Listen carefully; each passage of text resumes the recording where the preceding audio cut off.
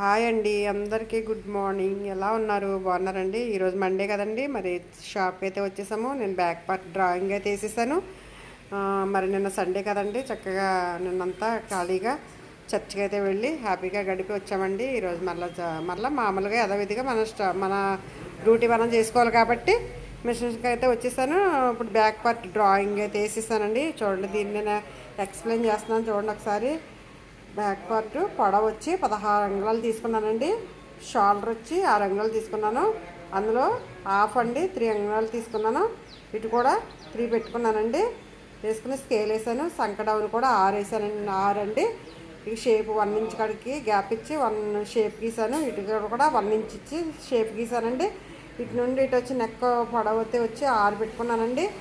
అలాగే మరి body loose 11 అంగుళాలు అన్నాను కదండి. ఇది సంక భాగం ఇటు కూడా 9.5 అండి. ఇగో చూడండి, ఇదండి మొత్తం బ్లౌజ్. బ్యాక్ పార్ట్ బ్లౌజ్ అయితే డ్రాయింగ్ అయితే ఇలా కంప్లీట్ చేశానండి. మా స్టూడెంట్ ఇంకా రాలేదు, వాళ్ళు ఎవరు రాలేదు. నేనైతే మరి వాళ్ళకి చెప్పేదే కాకుండా మనం కూడా కుట్టుకోవాలి కదండి. నేనైతే ఇదిగో మరి డ్రాయింగ్ అయితే వేసేసానండి. కటింగ్ చేసేస్తాను ఇప్పుడు.